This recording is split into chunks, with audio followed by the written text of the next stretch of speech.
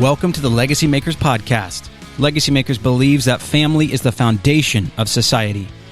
If this episode encourages you, inspires you, or compels you to lead your family in a new way, would you consider making a tax-deductible donation at the link on this podcast? Thanks, and enjoy the show.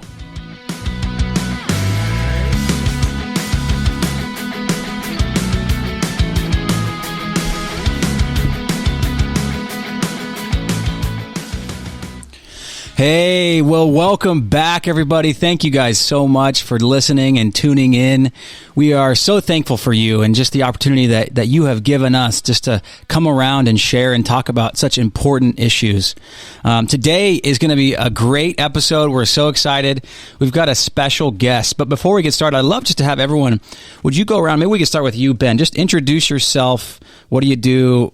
Quick, how many kids you have? Just you, though, and then everyone else go. Awesome. Thanks, Ben. So stoked. Thank you, listener, for joining us today. So happy to be a part of the community. I'm Ben. My wife is Riley, and we work at a church in Costa Mesa called Watermark OC. We together have 9 kids with the 10th on the way, both biological and adopted. Nice. Beto, what about you, bro? Hey, what's up? I'm Beto Gudiño, and I live here in Costa Mesa. I love podcasting. I have a podcast called ChristianPodcast.com. Yeah. And I work at a church. I'm the video guy called Palm Harvest, and I love Legacymakers. Yeah. Thanks, man. Boom. Echo that. I'm George Hanold, wife Sapphire, daughters Izzy, Penny, Hazel, one son in heaven.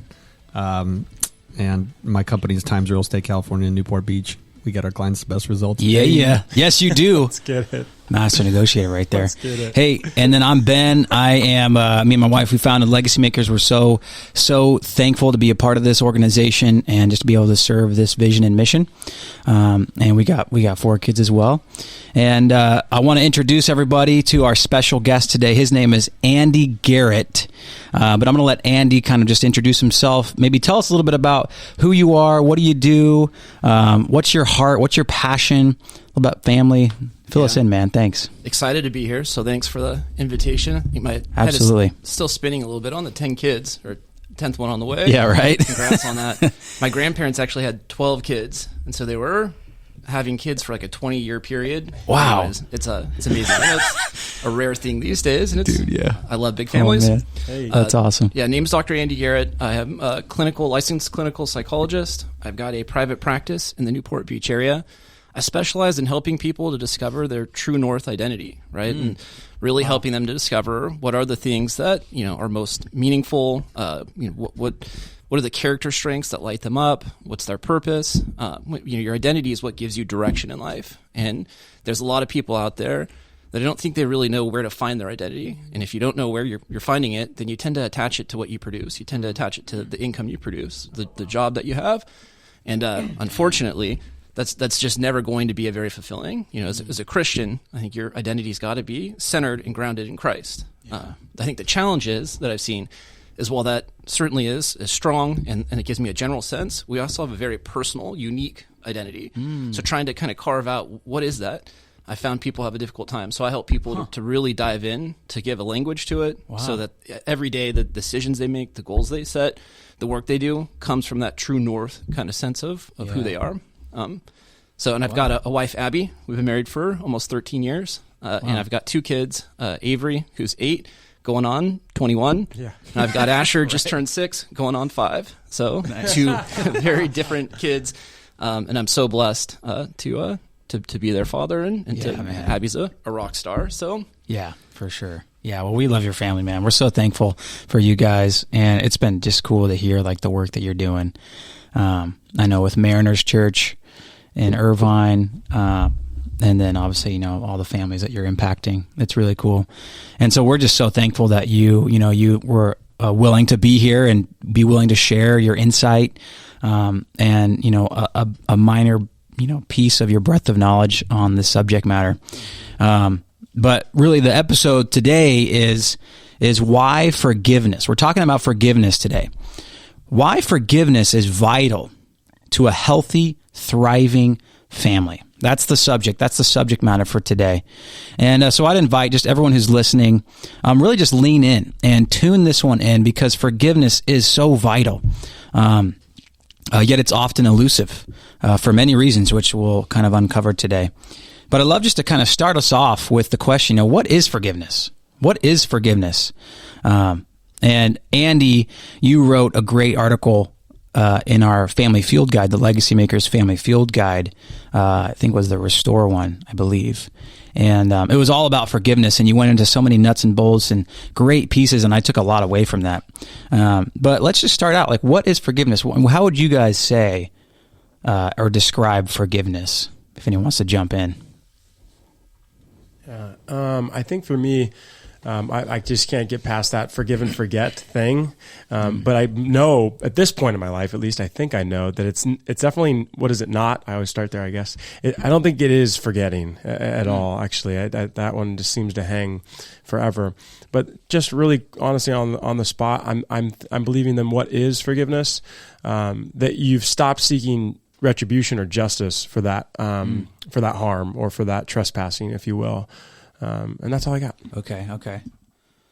That's good. I remember reading in the Boundaries book from Dr. Townsend and Cloud. Mm-hmm. It was actually a small little section within that book, but it defined that forgiveness means to cancel a debt.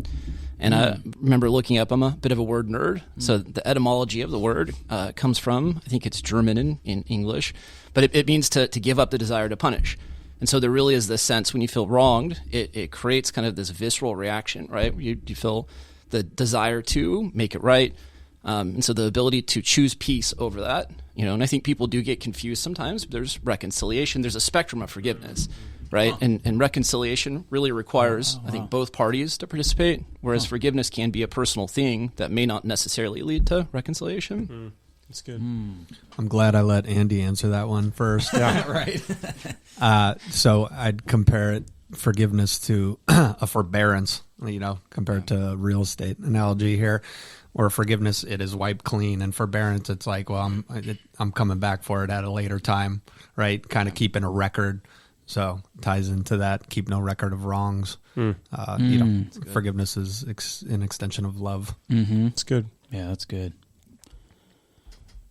Everybody's looking at me. Like you're waiting for my definition. I love that concept of keeps no record of wrongs. And the other day, my kid was asking me, like, what does that mean?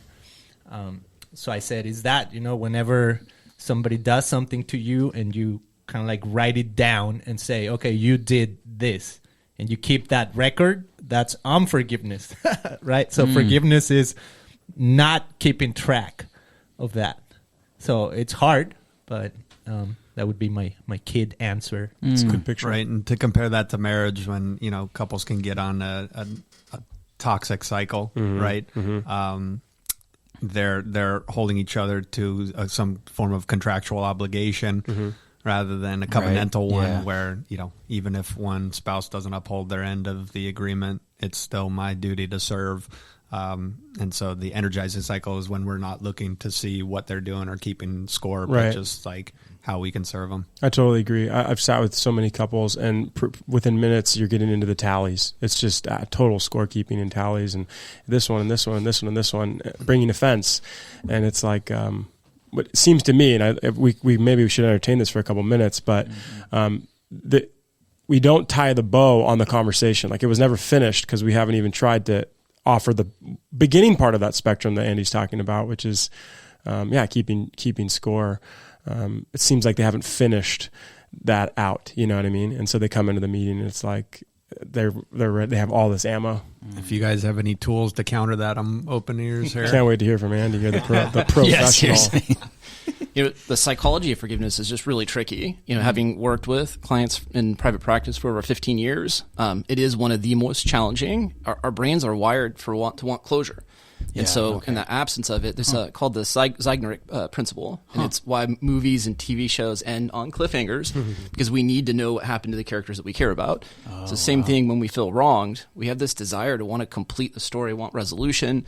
And if we are not getting response, if we're not getting an apology, if we're not getting an understanding of why the person did it, we tend to then fill in the blanks on that. And we often do it in ways that are very destructive or not beneficial for ourselves.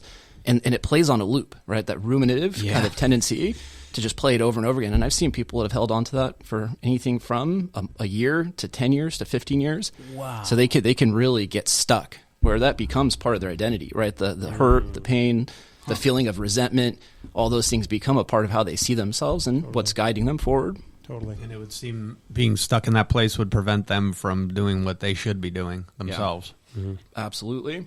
And if they could, on the counter, break that cycle, then they'd be operating from a healthy place, an energizing place, right? It's so liberating when you are able to, but people really do. I think they have a desire sometimes to forgive, but that's the kind of thing of just playing it over and over again. And there really is a tendency to want to get an explanation, and oftentimes they're never going to get it.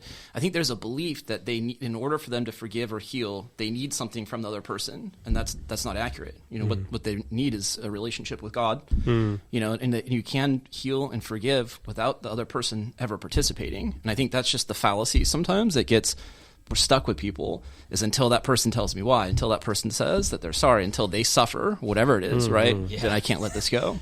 Yep, I know.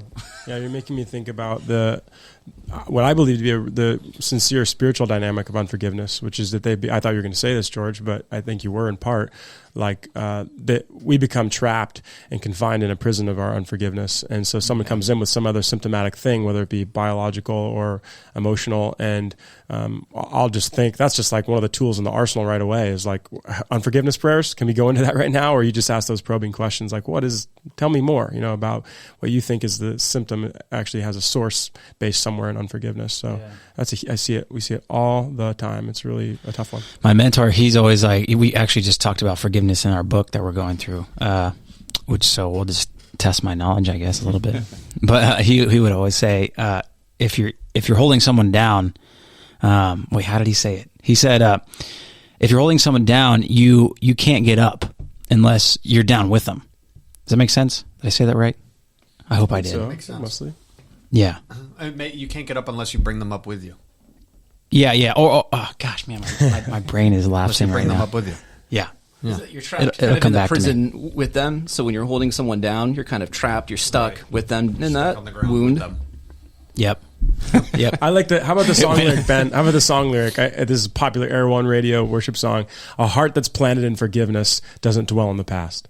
A heart that's rooted, planted in forgiveness, doesn't dwell in the past. I love that lyric. Yeah. That imagery of being planted in a physical place, and the whole body and the mind following because you're choosing to be rooted in this other place is, I think, the other part of that coin of what you're saying. It came. Here we go. Yeah, see, that's really why I said that, just because I knew it would jog. Thank you. You can only hold someone down if you're down with them. That was the point. You can only hold someone down if you're down with them. That's good. Yeah. So just get up.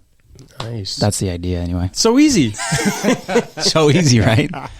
When I'm working with families, I always love to ask them, what is your process of working through grievances when someone's hurt? And oftentimes there is none, right? Just we don't deal with it and we kind of bury it and then we just kind of move on. And so things don't get resolved and it kind of compiled. When you're wounded, there really is a compounding effect of, those woundedness. In fact, sometimes the woundedness that you're carrying, that people are responding to isn't even necessarily in the present moment. They're carrying wounds from their childhood that haven't been resolved. Yeah. And so you can see that sometimes in marriages and things like that, all right, that the reason why I'm getting such a strong reaction to this is because this is carrying something that has a deep wound, from...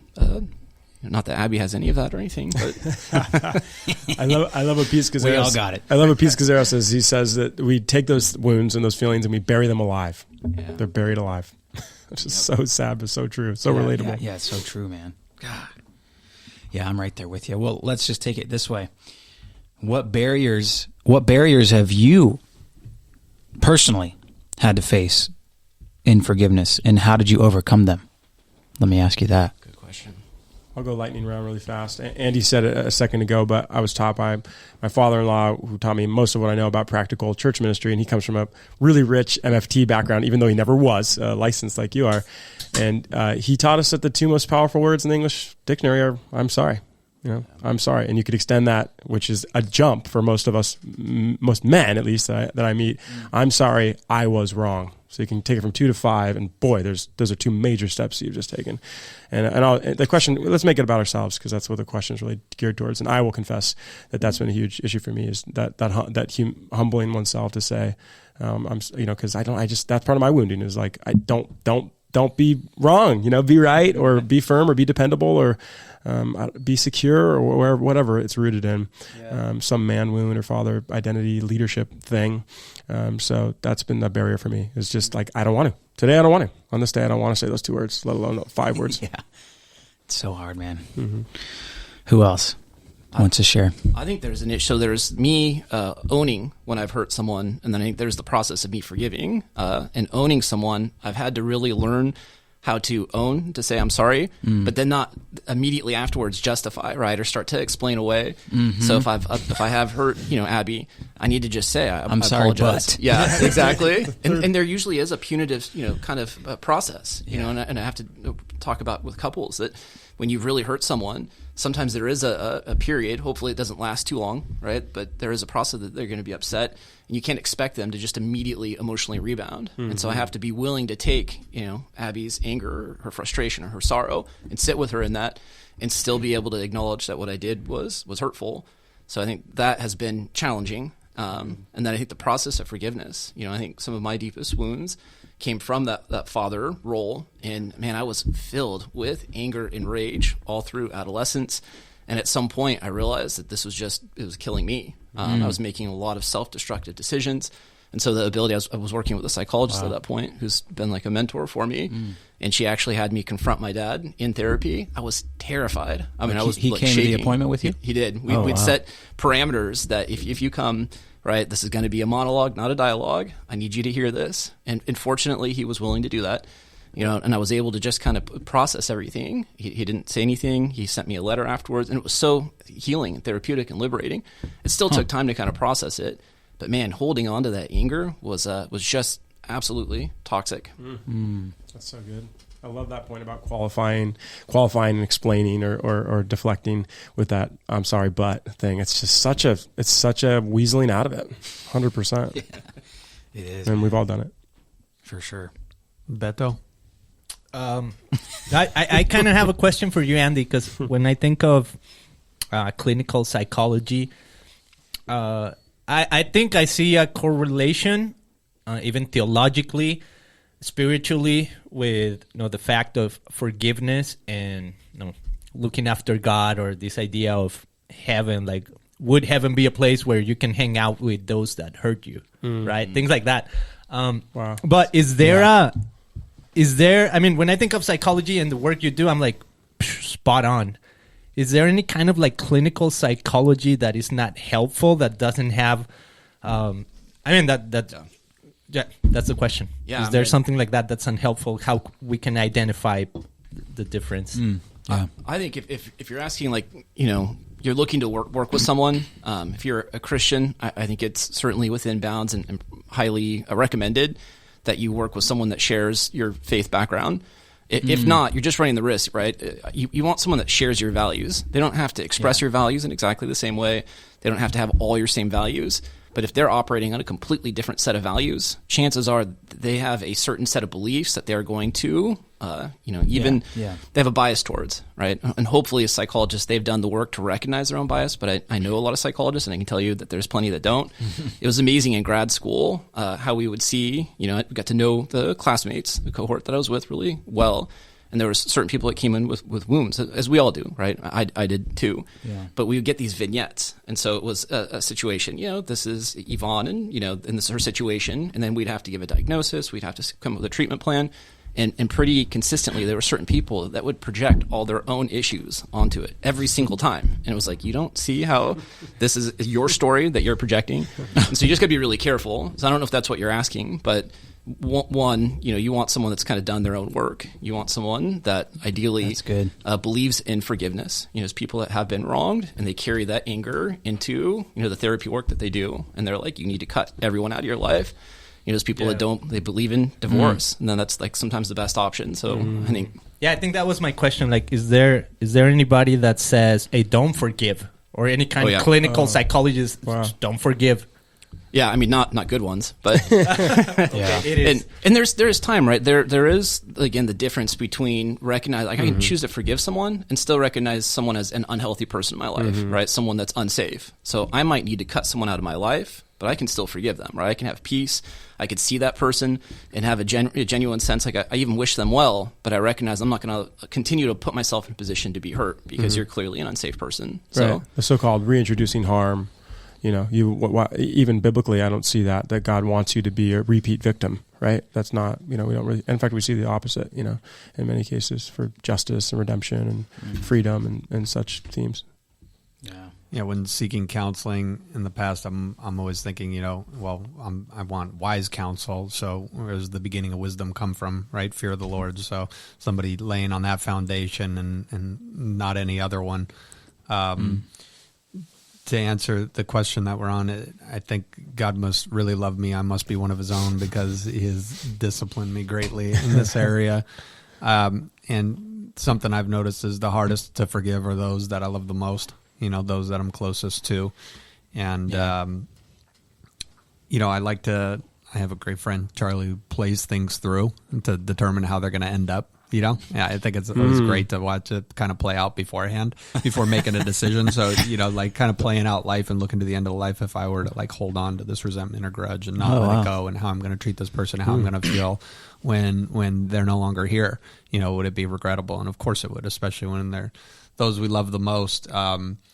So what a terrible thing to hold on to. But my wife has commented that I'm, the first to say sorry. She was telling that to my kids just in the last couple of days.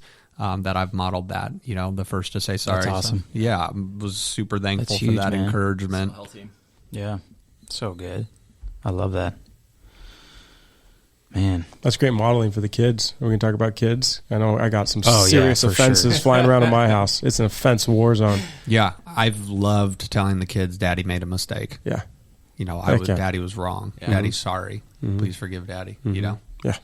I mean, I think that's so cool. And I think, too, forgiveness, something that I think is important about forgiveness is that it oftentimes, at least for me maybe, it causes me to have to really do some reflection and identify, okay, where was I hurt? And why was I hurt? And why did that affect me in such a dramatic way or in that way? And it oftentimes it leads me back to those, maybe the core identity concepts of okay, wait a minute, maybe I need to deal with an issue that I actually had maybe kind of acquired along the way, and go back and heal that up. And it's always been so helpful. On their note about how you had your dad come into that appointment. So I think it was 2 or 3 years ago, I actually wrote these letters from my parents. And it was a therapeutic process. I was in the library bawling, and I was just writing out all this stuff, and people were looking at me what the heck is he doing? I was typing on the computer, and I'm just weeping, and I was writing out all these different things and these things that I experienced as a kid that affected me and that I was kind of hurt by. And I wrote all these things out and made a letter for my mom and a letter for my dad. And then when they came for Christmas, we had a sit down. I made them read the letter. But I remember expressing that I forgive them. Mm-hmm. And it's been an interesting conversation since then, but that was a huge process for me of wow, there are some things that I've experienced along my life, and I've had to do so much of that hard, heavy lifting work for my own soul. Mm-hmm. But it's created great rewards. Can I say just one thing on that, Ben? Yeah. I think that's such a beautiful picture of self-exploration, knowing thyself, all of that, whatever you want to call it, inner journey.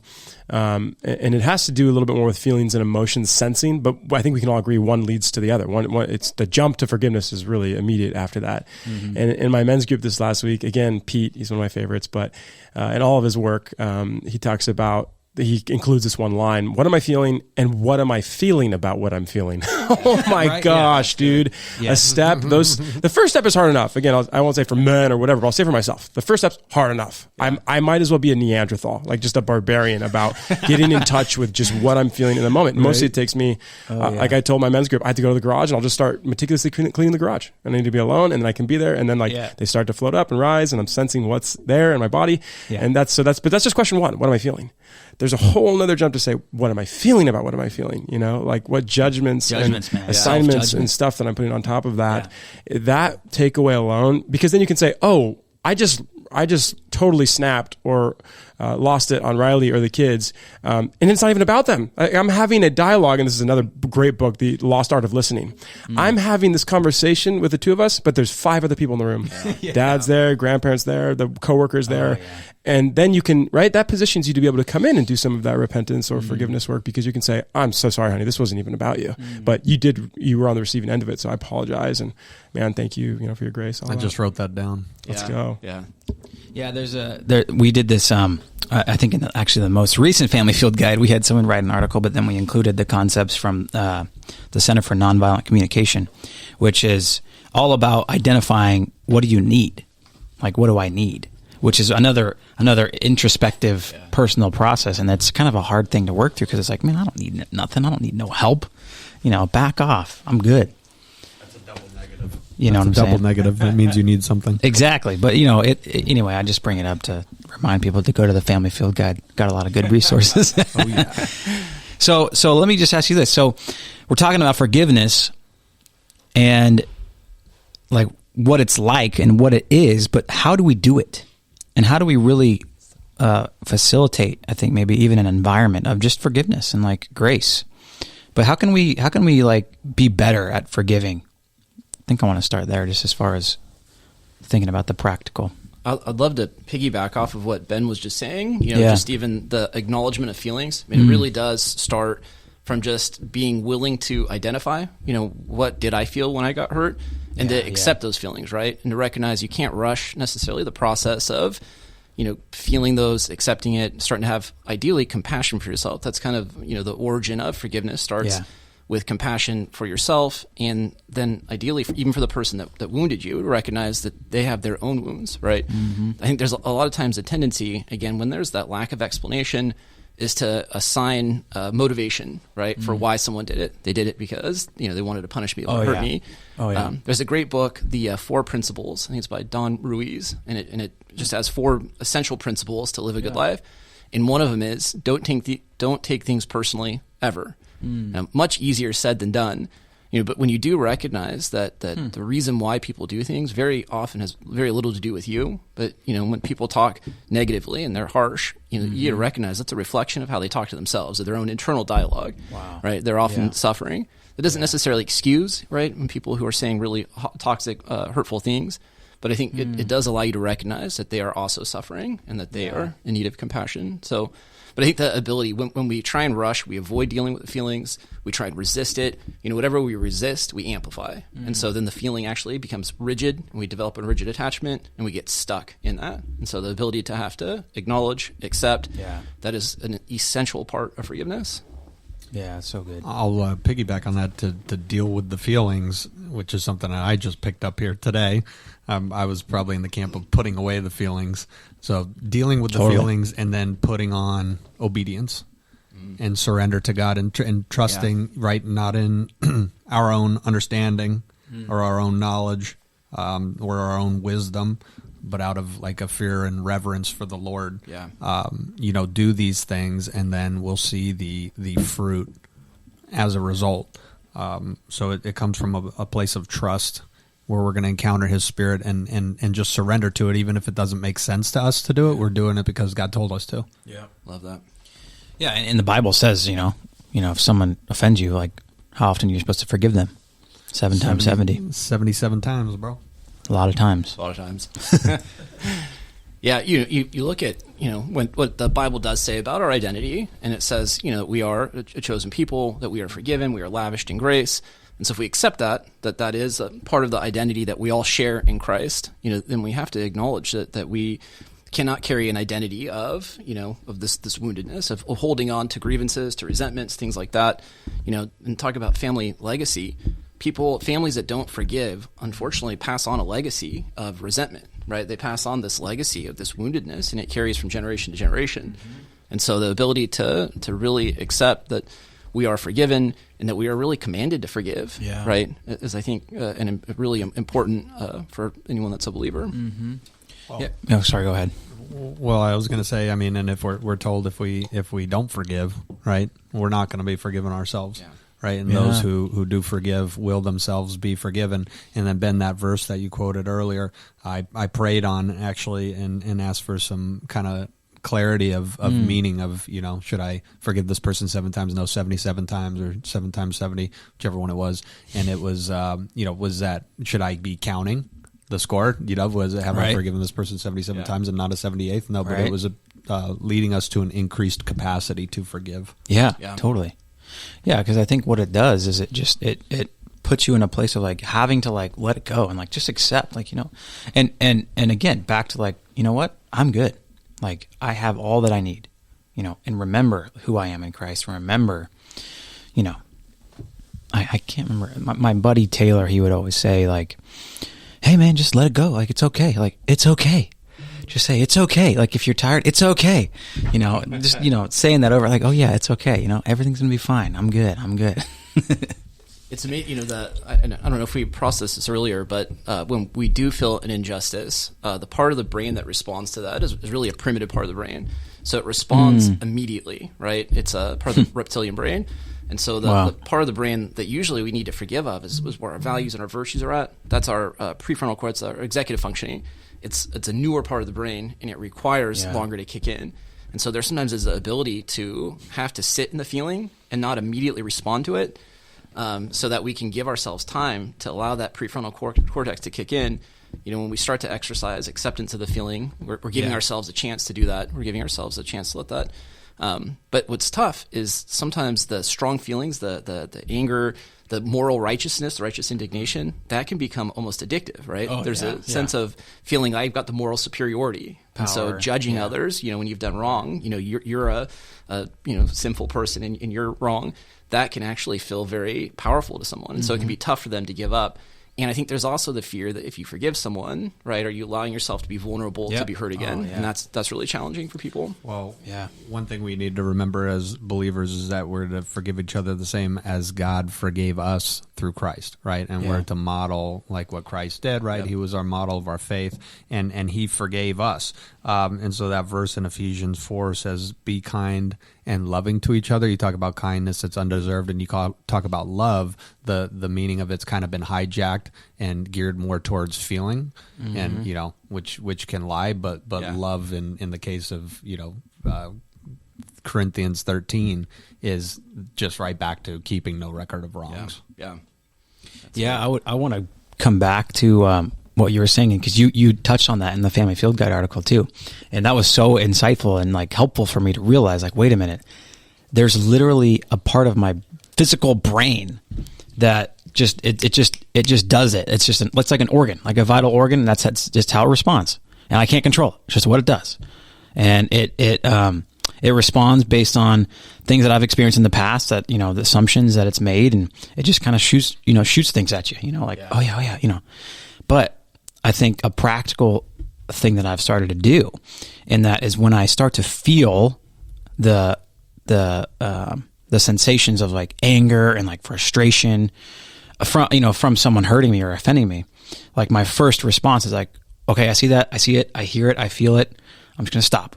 Just don't do anything. Just stop. Just sit. And then, like what you're saying, like you just slow down enough to where your prefrontal cortex activates, and then you can actually start thinking with logic and reason. You're like, wait a minute, it's going to be okay. I'm going to be fine. This is where I believe. This is what I believe. And then you start thinking, wait a minute, I wonder how they're doing. Where is that person at? What things is that person dealing with? How could so you have to stop. I think a practical piece in forgiveness is like, if someone's wronged you, or maybe you're dealing with some frustration in your marriage, a good practice, just for the sake of practicing, is just to pause and stop and just slow down a little bit before you just, blow up or react or, say whatever you want to say. Slow to speak, quick to listen, slow to anger. Yeah. My all-time 100%. favorite personal development quote comes from Viktor Frankl, and he says that between a stimulus, what happens to us, and our response, there's a space, and in that space is where our capacity for growth and freedom exists. So the ability to exercise that space, right? Yeah. To pause, to breathe, before we respond. Yeah. That's where our capacity to really have freedom and grow really exists. But we often give it up. Yeah. Yeah, exactly. And I think if especially in a marriage or in a family, as you're doing life together over time, there's some habits that have been developed. So it's going to be important for us to have grace if we can agree and come to terms with the fact, okay, we're going to work on this together. We're not going to be perfect, and it's going to take some time, but we're going to work on it together. And we're probably still going to not do it right. We're probably going to fail, probably going to get mad. But I think intentionally, if we can practice together, doing that method and slowing down, that's going to build up that muscle. Yeah. Of okay, wait a minute. And you can start doing it quicker. Yep. You start getting better at it. You start doing it faster. You start getting healthier. Yeah. You start identifying the things that you need quicker. Just over time and over time and over time. And that's when thriving vitality starts to flourish, I think, in your family and in your marriage, is after, time together, working on it, So huge. It's really interesting. John Gottman, who is kind of one of the leading researchers in the field of marriage and family, and he's done he's got a love lab, I think they call it, up at the University of Washington. I don't know if it's still active, but they have couples go up and they actually hook them up to electrodes and everything. Yeah. And it's like they practice real life for a weekend and they just observe. Oh, whoa. And some of the things that they've observed is, I can't remember the exact number, but it's 75% of all arguments that couples have are just unresolvable. Right. So this idea that we have to resolve everything is really causes more damage. Whoa. So this notion crazy. of understanding what really is important, Yeah. what are those things? And usually the things that are important are the things related to your values, right? When you feel that your values have been disrespected, that someone's conflicting with those tend to be the grievances that are, need resolution. But a lot of it really isn't that important. And so the ability to quickly forgive and to let go and recognize we're two different people, right? And we don't have to see things all the same way, I think can be very liberating. The other thing that he mentioned, his big takeaway, in having done decades of research, is the 6-to-1 positive to negative ratio, that there's 6 moving towards or loving or positive interactions.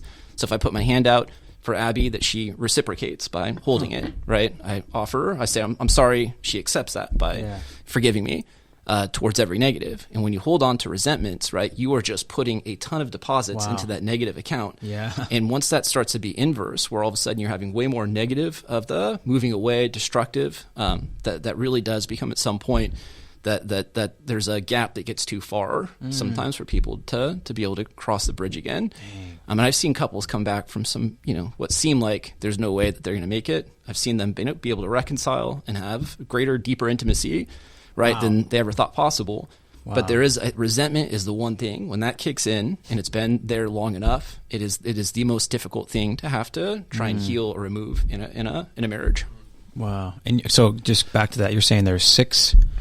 What? 6? So 6 moving towards or positive, right? 6 positives to every negative. In choosing to use to be virtuous, right? Be kind, be loving. And I love the idea, I talk about identity a lot, but families have an identity, marriage has an identity. And so it kind of, again, identity gives you direction. Yeah. And so understanding what are the character strengths that we're really focusing on within our family.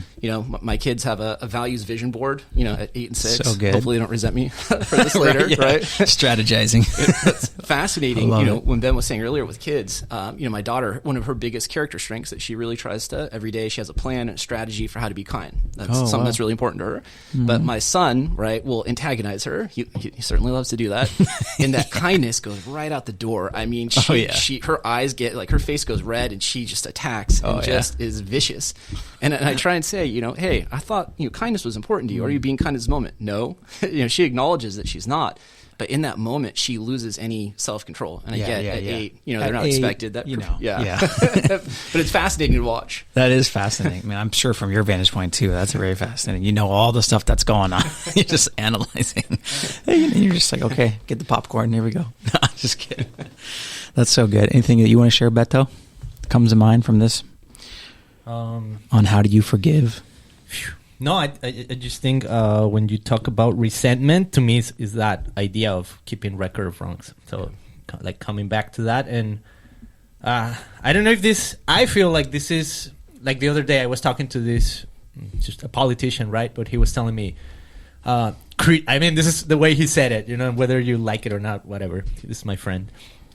He said, Christianity is the only religion that invites you to forgive. It's like forgiveness is unique to Christianity. You don't find it anywhere else. Like nobody else says, yes, forgiveness. And I feel like something of it felt like, man, I don't like religion, but the idea of forgiveness, I cannot separate it from God. You know, just the whole concept is like, it doesn't make sense even without thinking of like, wow, there's no, this is the invitation from God that we can participate with one another in society, wherever you see it, right? And maybe, to me, that's the idea of heaven, that one day society is going to be able to interact with one another without sin, right? And the key to that is forgiveness, right? So in the same way that, you know, whatever, in other, you know, New Age and things like that, there's the secret and this and that. I feel like, man, the key, the secret to living a better life is forgiveness. You know, it's just the key to human relationships. Wow. Yeah, man. I think that kind of leads me to my last question here, but it's like, you know, what does it look like when a family is practicing forgiveness and grace, and like how could I would love just to paint a picture to kind of inspire some momentum towards that. What could it look like if a family is really just diving deep and just forgiving and openness and vulnerability? What would you guys say? You know, it models a Christ-like family. I mean, I know that's a generic term, but you know, I think love flourishes. We know some of the benefits of forgiveness include everything from improved health, right, lower blood pressure, and increased cardiovascular benefits, to it strengthens relationships, right? It creates deeper trust, safety, connection, intimacy. You know, when you know that you're going to be forgiven, it's easier to acknowledge, right? Instead of you know, when you do something wrong, feeling like you have to avoid, you have to hide, you have to, you know, not own it, it becomes easier to recognize that it's okay to be, you know, human. It's okay to be fallible, that we are already forgiven, right? The minute that we ask for forgiveness from Christ, it's immediately granted us. And so when we are able to model that in our families, it allows deeper conversation, right? All of a sudden it opens up lines of communication, deeper sense of the intimacy, connection, self-esteem tends to go way up, healthy self-esteem, right? I know that can be a term that sometimes can seem as pop psychology, but you know, there's all kinds of healthy things that tend to happen and flourish when you consistently practice forgiveness. Yeah. To double down on that, the two words that came to mind that you mentioned were security and trust. Yeah. And, you know, this is kind of going to be potentially the children's perception of God is how we model it. Right. That's so good. Wow. And I think along those lines is, you know, if we can't forgive and if we choose not to, then it's going to be really hard to like ensure that the legacy that we leave is the one that we wanted to leave and really build that. Because you can't do that with it. You can't function healthily in a family without forgiving. You just can't. It's just not possible. So it's asking the question, like, do I want a thriving family? You know, yes, of course. Okay, let's work on this. You know, let's grow. But so good, guys. Is there anything else? Any other tips or tools that, you know, could be good just to take away and just kind of grab onto as far as practicing forgiveness and really incorporating that into our family and in our life? Anything that come to mind? I mean, I would just touch on what you said earlier, man. 6 positives for every 1 negative. That's a lot. That's a lot of work. It does feel. And that's like, okay, man, I got a lot of work to do. Holy moly. But that's a great tool, man. 6 positives for every 1 negative. So you gotta dig in that one. Yeah. I always got to be careful and tell families, again, that tally thing, right? It's not about it's true. Sitting there and tallying. But I think when you again create an intentional identity as for your family, right? That's based on the principles of the Bible, right? And it's based on virtue and kind of your values. It sets a direction, and it makes it easier, right? When you know what character strengths that you want to build within the family, and then you're finding ways to daily do that, then it just becomes more organic instead of something that you feel like you have to stop and think about, and it feels kind of, like a robotic type of thing. Yeah. It just becomes a natural, and you start putting deposits in that healthy account, right, consistently, because there's inevitably going to be withdrawals, right? There's going to be times that you hurt people unintentionally. Yep. And so if there isn't a surplus of love and virtue in there, those withdrawals add up, and that's where it can become really difficult to forgive. And so I'm not sure that we ever... I think when you asked the practical aspect, I think we kind of covered. So just real briefly, for sure. I think that starts with needing to acknowledge the feelings, to get to a place of accept. I think then it moves towards compassion, and it really is that forgiveness is a choice, right? And there is sometimes a sense of feeling like we are owed something, and the ability to release that and let it go, and to recognize I'd rather have peace than hold on to this grievance. Wow. Right, is I think an important decision or recognition that we need to come to.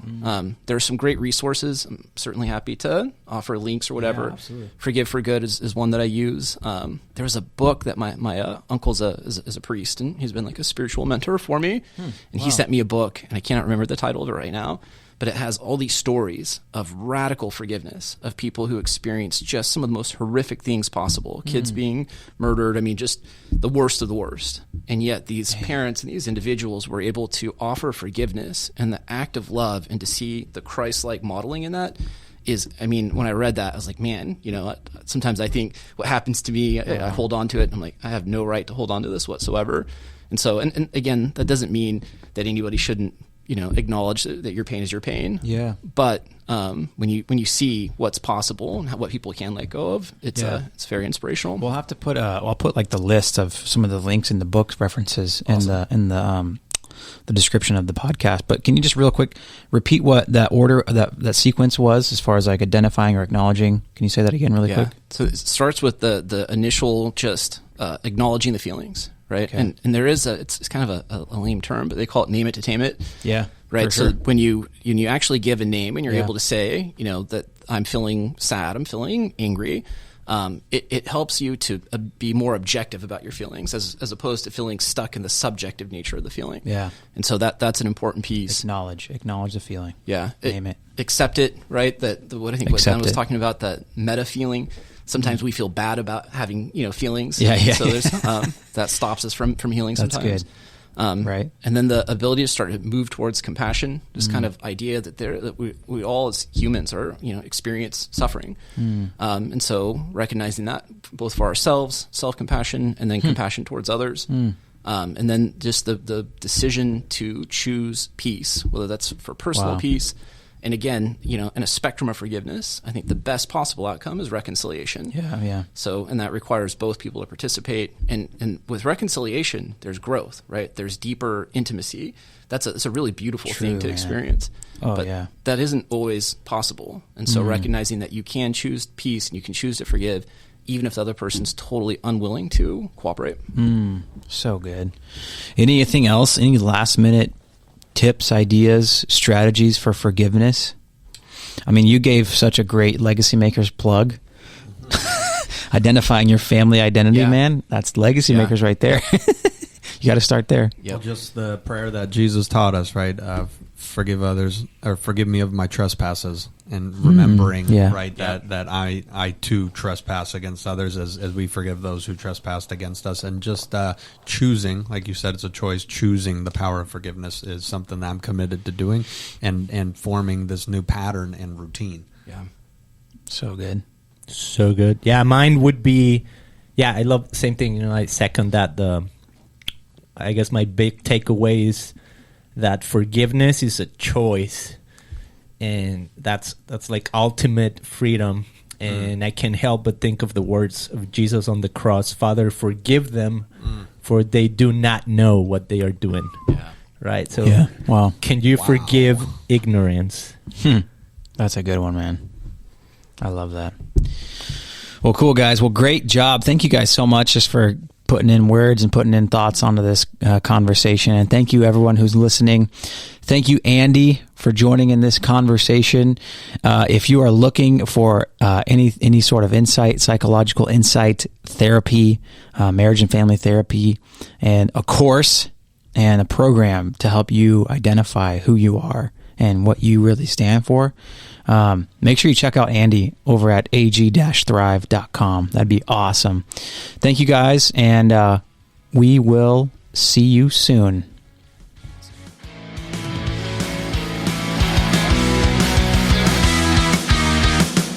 Thank you so much for listening. We believe that family is the foundation of society, and if you can change your family, you can change the world. Become a legacy maker to tell a story worth being told.